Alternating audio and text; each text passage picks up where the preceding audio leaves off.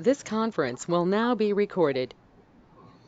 So, okay, yesterday we have discussed some few basic concepts like what is the DevOps life cycle and everything, right? So, in the yesterday's diagram, I have showed you the different phases of a DevOps life cycle. What is the first one? Planning. So, keep the planning aside. So, after planning, what is the next step? Coding. Basically, who will write the code? Developers are going to write the code. What kind of code they are going to write? Any language. Any language they'll write, like they are going to write Java, Python, PHP, anything. So where they are going to write? In their local system first. Let's consider we are not having any tools. Let's just open a notepad and keep on writing the code there. At some point of time, you want to find out on which date I have modified which, how many number of lines. Is it possible for you to find in a notepad? Let's open a notepad and write something. Today I have added 10 lines, tomorrow 20 lines, and then 30 lines. Somebody has changed something in the code. Is it easy for you to find out what has changed? No, it is not possible. And who made the changes? Is it possible for you to find? If you open the notepad there, if you go to that specific file, there you will be able to see the modified date only. But who modified it? Don't know. So in real time, what happens is there will be n number of developers who is working for a single application. There will be a front end developer, there will be like a back end, and there will be sort of database, there will be SQL developers. There will be n number of people who is going to work for the same project. Okay, so as a developers, we have two persons. We both want to write the code. So first, where will you write the code? In my local system. What is the software that I use to write? That's a different point. If it is a .NET application, for me the better user experience, which give what software gives the better experience was Visual Studio. If it is a Java application, I used to write Java code, right? For that, I will take Eclipse. Eclipse is a software that needs to be installed on the client computer. So, if you see this, this is Visual Studio. This is Visual Studio. So basically, how the developers are going to write means they are going to create a project here and they are going to write some code here. Why they use only this? Why not they write it in Notepad? So if you see here, you can see the text in blue color and something you are able to see the differences, right? It is not showing everything in a black color. Somewhere the syntaxes it shows in blue color, somewhere it shows in red color. So it gives them the better idea. And if you see here, I have open braces, right? So for these braces, there will be somewhere there will be a closing brace also, right? So if I just click on this, it is going to give me a proper indentation, like where it is starting and where it is ending. So this gives the developer a better experience in writing the code. Why we use this? To write the code. Why only this? Why not in Notepad? In Notepad also I can write the code, right? But for a developer, this gives the better experience. Okay. So let's consider for a .NET application, I am using Visual Studio. For Java application, I need to write Java code. For that, what is the tool that I need to use? I need to use Eclipse. Just for your understanding, we are not going to install Eclipse and open that and show that. Just for your understanding. So basically, where do the developers save their code? First, they used to store the code in the local system. What if the what if the laptop gets corrupted? If the laptop gets corrupted, is there any way to retrieve it? There might be way based upon the error. You might be recovering the process, but it will take some downtime, right? So there will be some downtime. I don't want to have that any kind of downtime. So what we need to do is, so as a DevOps person, if you come and approach me, what I will say is, whatever you want to save the code in your local, and after that, try to save it in the cloud itself. Okay. Whenever I say cloud, which cloud tool gives you the better opportunity to save the code? So in the market, we have different kinds of SCM tools. Whenever I say SCM, SCM stands for source code management. So to save my code, I need a platform in the cloud. So there are different kinds of source code management tools in the market. So SCM tools. So just Google this. You are going to get n number of tools. See, Bitbucket, Team Foundation Server, Subversion, Calithia, Mercurial, all these different kinds of source code management tools. Okay, now I found a platform. In that GitHub also is there. GitHub, Azure repos, all these are different kinds of platform to store my code. Now I want to use GitHub. Let's consider as an example, I want to use GitHub. Why we use GitHub? To store my code. What is the better option that you get with GitHub? So in any of these source code management tools, to track whatever the code that you have done, like to track whatever the changes you have modified or anybody modified. If I, for example, I just want to go to the last 2 days, 2 days ago, I have modified some code. I want to go to that code. Is it possible? Yes, it is possible. Can I revert back my original changes? Yes, you can do that. So for doing all this tracking thing, we need a version control system. That version control system is called Git. Git is a version control system and GitHub is a source code management tool. So there are two differences between them. Like these two are not common. SCM tool and Git not are same, not the same. SCM stands for source code management tool. So in the SCM, you can have Bitbucket, Azure repos, GitHub, TFS. All these are different kinds of SCM tools. Now, what is Git? In order to tag the code changes, you need to have a version control. That version control is Git. The Git is a software for tracking changes in any set of files, usually for coordinating the work among the programmers collaboratively.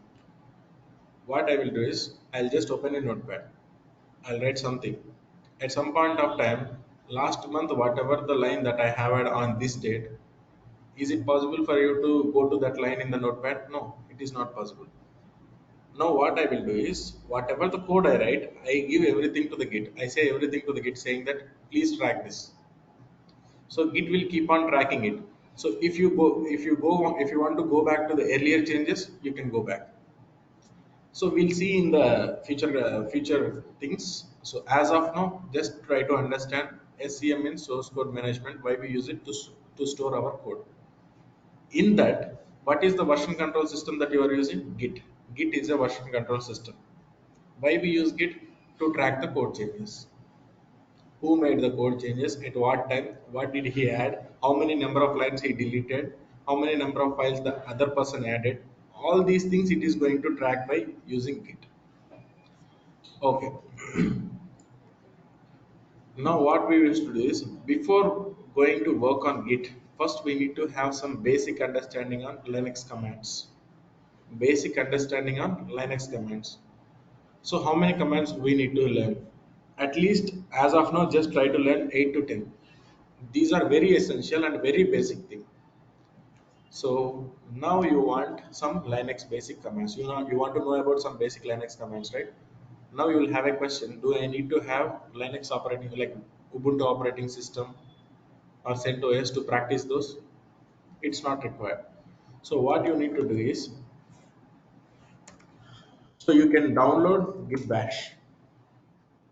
So you need to do download Git Bash for Windows or anything. I hope everybody is using Windows. So download Git Bash. So first you need to go to the, okay, recording is on. First you need to go to this one. Where is this? Okay. So first go for the first link and downloads Git. So here you will be able to download Git Bash for your Windows. So once if you download, and you are going to get a .exe file, install that by taking by clicking on, by taking all the defaults like next. So just install it. Once you install it, then you are able to see Git Bash like this. This is the symbol of the Git Bash. Okay. By using this Git Bash, you will be able to practice Git commands. At the same time, you will be able to practice Linux commands also. Okay. So now this is the terminal. So this is the Git Bash terminal. In Windows, everything is operating system, right? But in Linux or Ubuntu machines, most of the time it will be command line. Okay. So now I have opened Git Bash and it is able to show me something. What is this? I'll show you. I want to know in which location I am at right now. So for that, what you need to do is PWD. PWD stands for present working directory. So right now the command prompt is at C users Lenovo. So the location means, so if you go to this PC, so this is the C drive. Under C drive, which one? Users, right? This is the users. Under this users, we have Lenovo. This is where the location that I have my command prompt open. Okay. This is where I have my Git bash open. Now here I want to work, I want to practice some few Git commands. How can I practice? So just first create a folder. So if you want to create a folder in Windows operating system, what you are doing, so just right click on that, create new folder, right? Like this, create new folder, right? This is with the user interface, but I am trying to create a folder with Git bash. How is that possible? So folder or directory, both are common. Folder or directory. MKDIR. MKDIR stands for making a directory. What is the directory name that you want to keep? I want to keep something like anything you can keep the folder name. So I'll just try to keep Azure. MKDIR stands for making a directory and the directory name is Azure. Is it created or not created? What do you think? It is created, right? How we can say that it is created? Because there is no error. Yeah, that's fine. But how do you verify it whether it is created or not? So you'll go back to this and inside this users folder, I'm under Lenovo, right? So there under Lenovo, I created a directory called Azure. So look for that folder. See, you have Azure and it's dot Azure, right? It's dot Azure. Look for the, I have multiple files in that location. So that's why it is, see the date, 10:49 a.m. and 7:27. Okay. So I'm sure that the folder is created. Then how can each and every time I cannot go there and verify, right? So here itself I want to find it. ls ls stands for listing out the files and folders. Do the ls. Now you are able to see all the folders and files whatever we see there. And if you see here, some are in blue color and some are in white color. What is the difference between these two? Folders will be represented in blue colors and files will be represented in white colors. Okay, now I created a folder, right? That folder name is called Azure. And if you see wherever you see the folder, it ends with slash. It's a forward slash. So the you can clearly say that this is a folder by looking into the color. So if it represents blue color, then it's a directory. If it represents white color, then it's a file. Okay, I am able to see that this is a folder. And then what I'm going to do next was, now I am in which directory I want to know. Now I am at which location? I want to find out where I am at. PWD, right? Present working directory. Under C, I am at users under Lenovo. Now I want to go to this Azure folder. How can you navigate to the Azure folder? So CD. CD stands for changing the directory. Directory or folder, both are common, right? So change the folder to which folder you want to go? Azure. See, now you are under Azure. So in Azure, did we create any files or folders? So this is the folder, right? Do we have any files here? No, because we haven't created it any. So if you want to see the number of files and folders, do ls. There is nothing. So no files and folders as of now available. Now I want to create an empty file. a simple text file I want to create.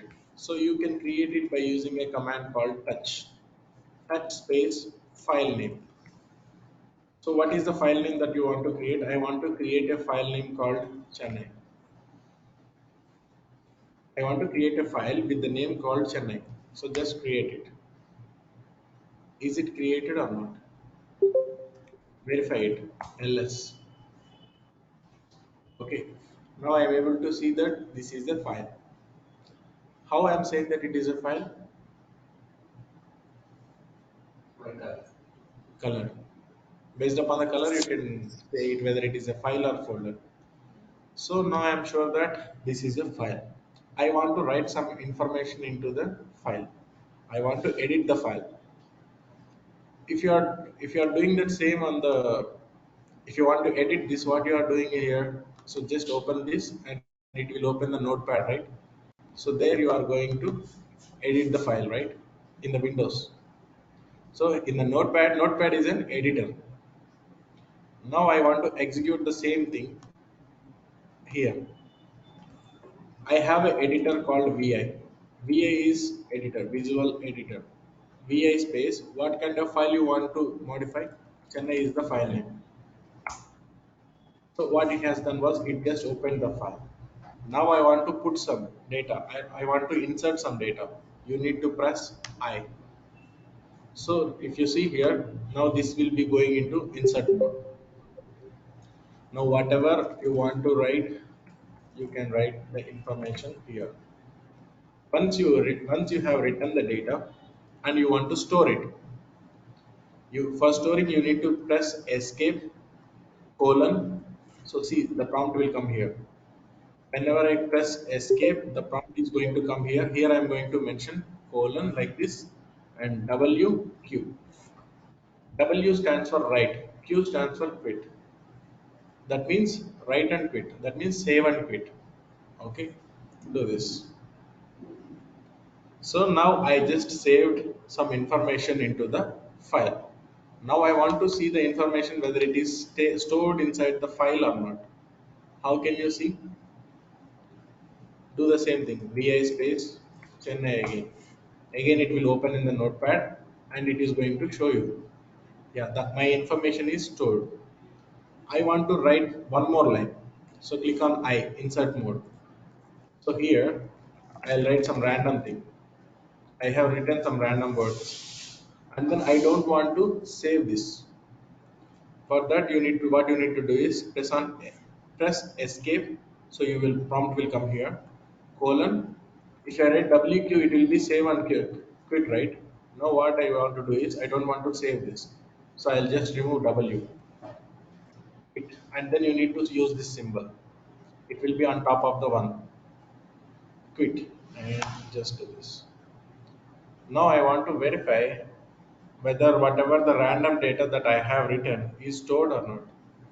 Vi space file name. See, that is not stored because we haven't saved it. Okay, so each and every time, if I want to see the information in the file, I need to press vi space file name and it will open the notepad. And then once after looking in the data, and then again I am going to click, click Q and then this. If you want to see the information in a file, what are the steps? Vi space file name and it will open in the editor.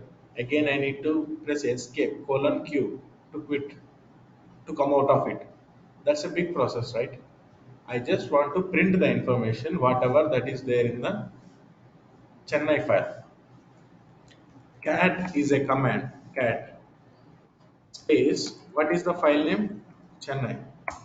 What it is going to do is within the same command prompt, it is going to print the information in the file. So cat is a command that can be used to print the information in a file. Okay. Is it fine or you if you want me to go slow, I'll go a bit slow. Okay. So if you see till now how many commands I have used mkdir. Mkdir stands for making a direct directory. That means to make a folder you need to use mkdir. To make a file, touch. Touch is the command that we use to create an empty file. And once the empty file is created, how did I edit that file? VI. VI is an editor. And once I edited it, I want to print the information in a file. What is the command I have used? Cat. Okay, till this point it is fine. I want now tell me one thing. VI space Bangalore. Do I have a file Bangalore? No, right? If I just do vi space Bangalore, is it going to give me an error or is it going to work? Error. Okay. What do you guys think? Error, right? See what happens. It just created the file and it opened in the editor. If it doesn't find any specific file name, it will try to create a new file and it will open the file in the editor. And here, if you want to write any information, here itself you can write this is Bangalore. So if you want to store that escape colon WQ. Okay. Now, if I want to list out the number of files and folders, what is the command? ls. I am able to see these two files. I want to remove one file. So for removing it is rm. What do you want to remove? File, right? What file it is? I want to remove Bangalore file. Rm space Bangalore. Let's see whether it is going to work or not. It is removed. How can you verify? ls. See that file is removed. If you are trying to delete some file or folder, and if it is not allowing you to delete, I want to delete it forcibly. Anyhow, I want to delete it forcibly.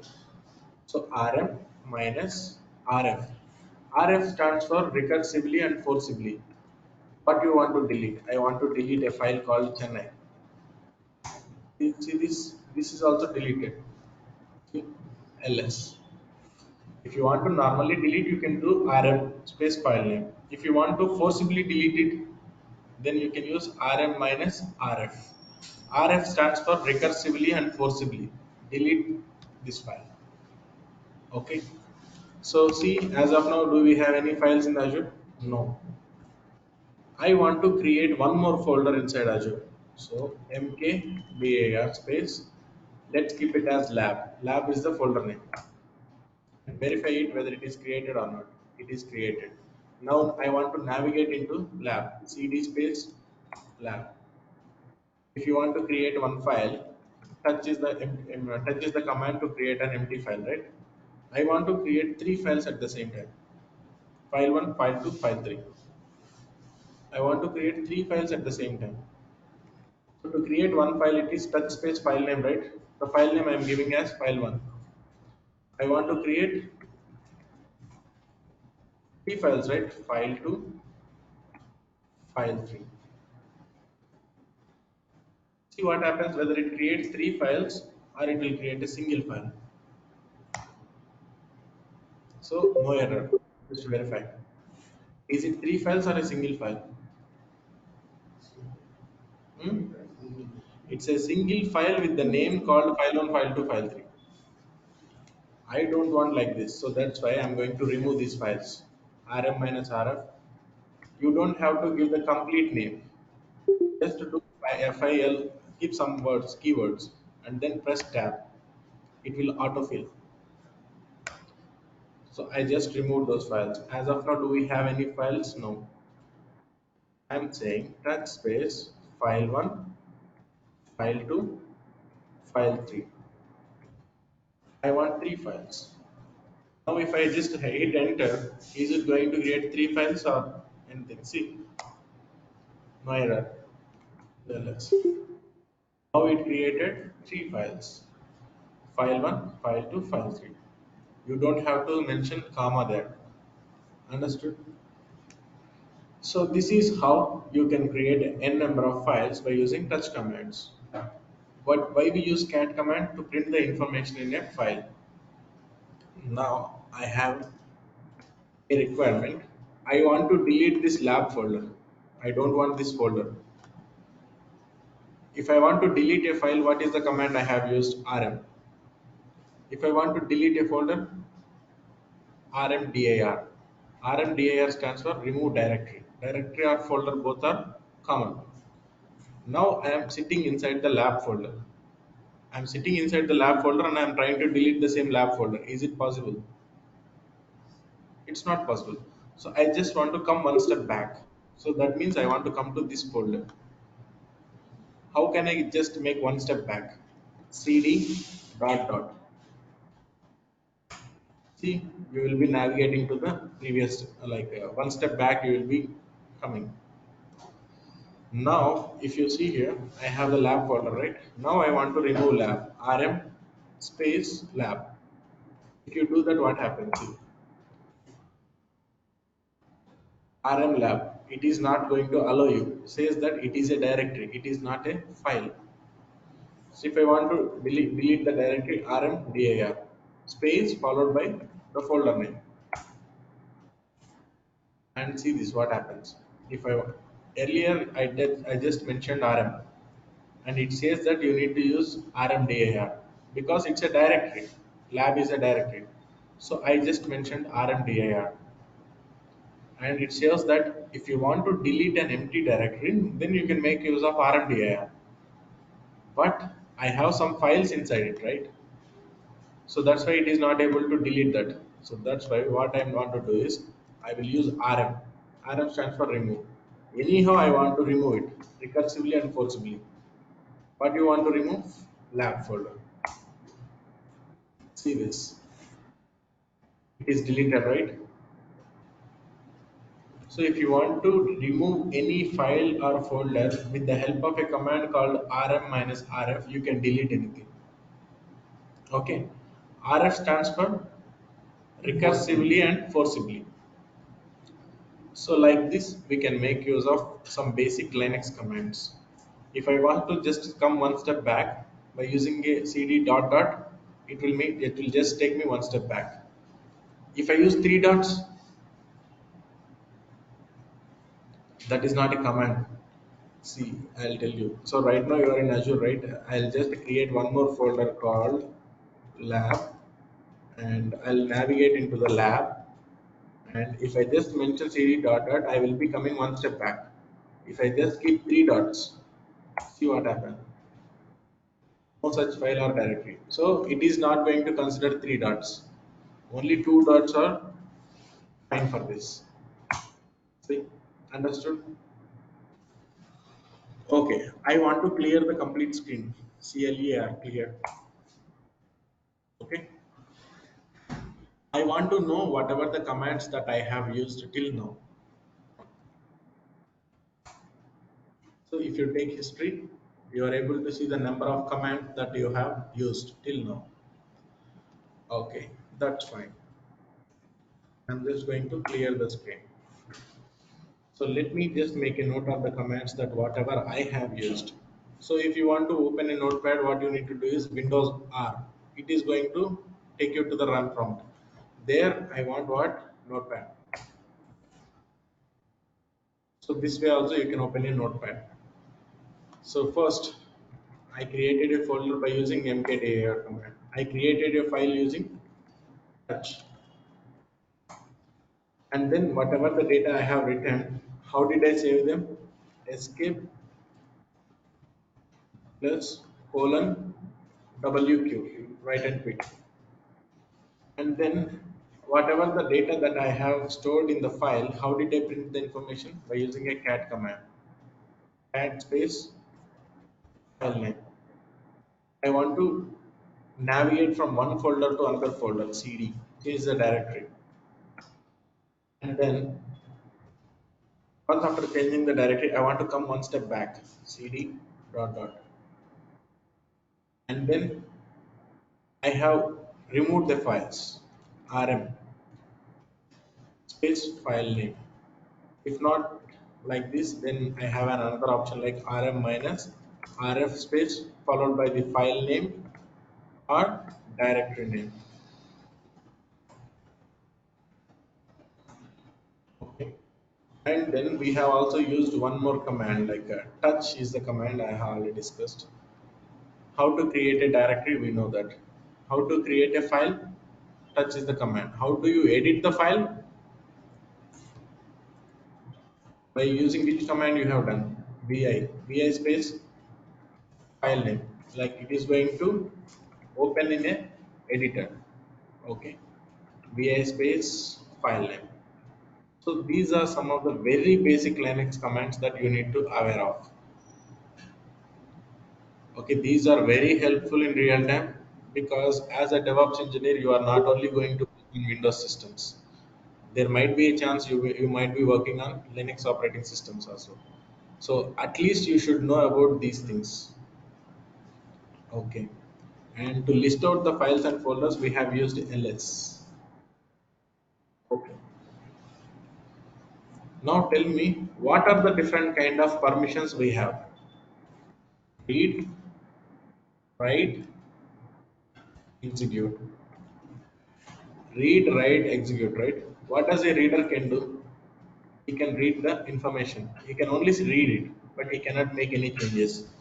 What does a write can do? He can read it and also he can write. If you want to modify anything, he can modify it by using write. If he has the right permissions, he will be able to write it. What do you mean by execute? So he will be able to read, write, and execute also. Okay, now one question. As of now, if you see here, in this I have a folder called lab. If I go to lab, see any file is there? As of now, no file. I'll just create a file called file1, and I want to find out the permissions of this file. I want to find out the permissions of this file. So do ls hyphen la. See what it does. See for file1, see rw. R means read, w means write, x means execute. Then why we have three r's?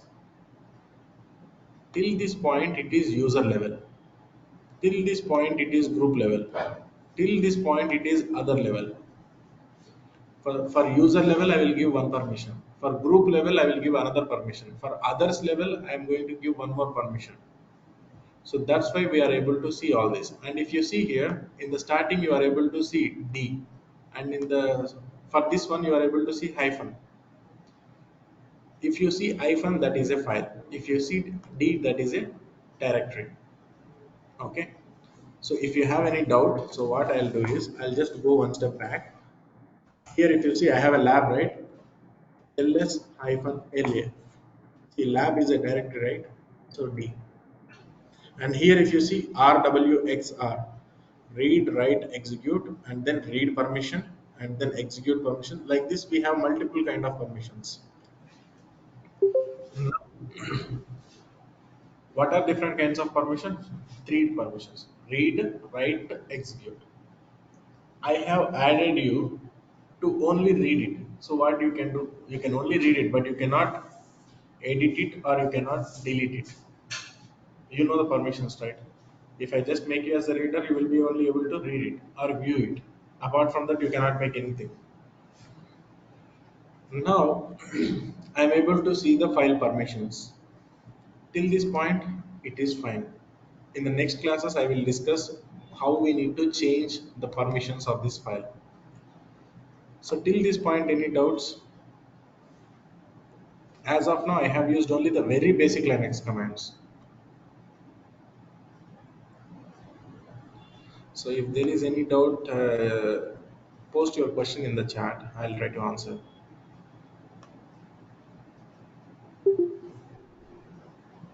Okay. So as of now, what we have done was we just practiced some few basic Linux commands. Now the next step is we are going to use Git commands. For Git also there are commands. What is Git? Git is a version control. Why we use Git? To track the code changes. In a two words, I can say Git is a version control.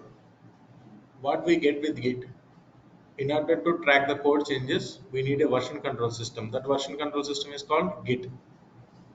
Okay. I want to practice Git also. How can you do that? You already installed Git bash, right? So on predefined, you will be having Git installed in your system. So once if you install Git bash, Git will be already installed in your local system. Now just clear this. I I'm saying that where does the developer can store the code? First, he will store it in his local system. And end of the day or at some point of time, he needs to store his code in where? Cloud, somewhere in the cloud. So we have different kinds of SCM tools. What are different kinds of SCM tools? Git Bash, sorry, GitHub, Bitbucket, TFS, Azure repos, and Kalithia. We have different kinds of source code management tools. Apart from all those source code management tools, what we are going to use was we will practice GitHub and Azure repos. Any two is fine. First, we will go with GitHub and then we will go with Azure repos. So this Azure repos is a default feature in the Azure DevOps. Now GitHub we need to see. So what we will do is first we need to have a GitHub account. So how can we sign in into the GitHub or how we need to do that? Today I will tell you. So in the go to Google, you just need to sign up for GitHub account. GitHub sign up. So join GitHub first link. Join GitHub. And if you see, I have already signed in with another user, Russell. So what I will do is I'll just log out this person and I'll show you how you need to do that. In order to sign up, I need an email account, and you are also going to get an OTP for to that email account. So this is the landing page of GitHub.com. So you need to sign in or sign up. Yeah. If it is a fresh account that you want to create, you need to do sign up. So once if you sign up, there it is going to ask you what is the username or user email address. So let it load. It is loading actually. So enter your email. So I want any one person email address, and they will be getting an OTP also. It's better if that email ID is logged in the mobile. So I want any one email address. I'm not going to take the Gmail password or anything. So Sanjay, Sanjay, Ajay, Ajay, double two one five three, double two 153 at gmail.com. At the rate gmail.com. So only J, only J, Sanjay J. Sanjay J. A is not there.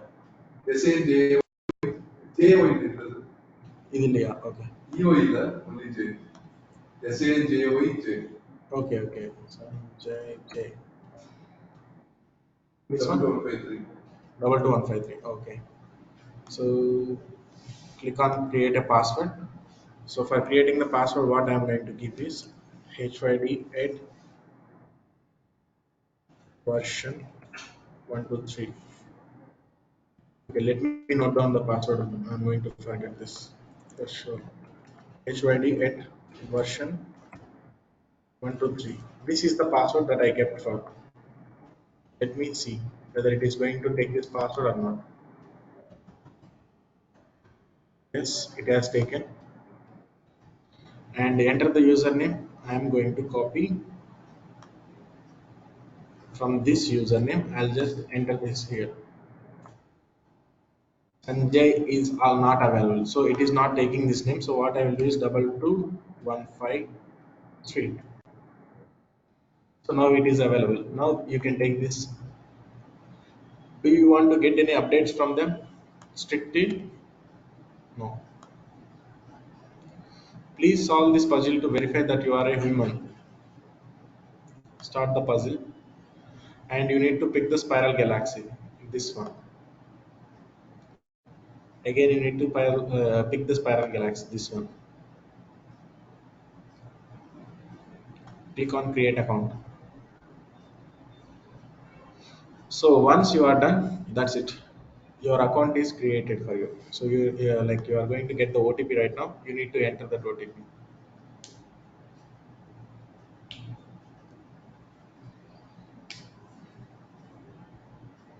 So 270 270 655 655 10. See how many team members will be using this working with you. You can keep anything. Are you a student or teacher? I don't want to discuss anything. And see, skip this. Skip is there. You can skip that because you don't want this nonsense. Skip personalization. Now I just signed in into the GitHub account, right? Is it free or is it going to be charged? This is the first question that you are going to get. It's free. GitHub account sign up is free, and inside the GitHub account you are going to create some projects. If you keep your project as private at some point of time, so what do you mean by private? Nobody should access it. That means you don't want anyone to access your project. You want to use it for yourself. That means you are keeping it as private. If you keep it as a private, at some point you need to pay some amount for it. If you keep it as a public, anybody in the world can see your code and they can download it or they can access it, and that is free. So as of for you, you are just doing the practice thing, right? You are not having any original code, so you can go with the public.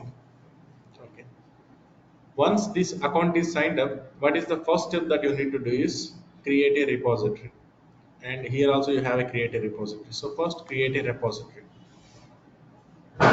What is the repository name? And I'm going to keep my repository name as something like let's consider I'm going to work for Azure.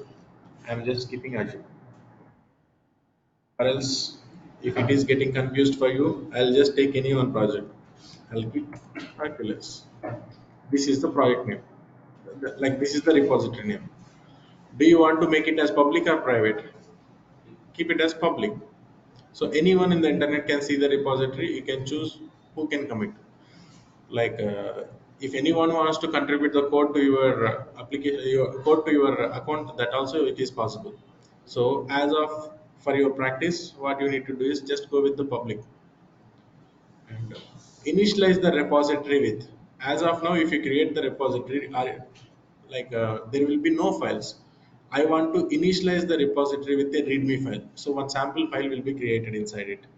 So just add this and then create the repository.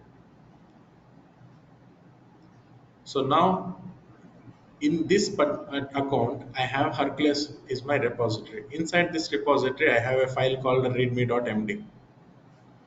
So this is the setup of your GitHub account.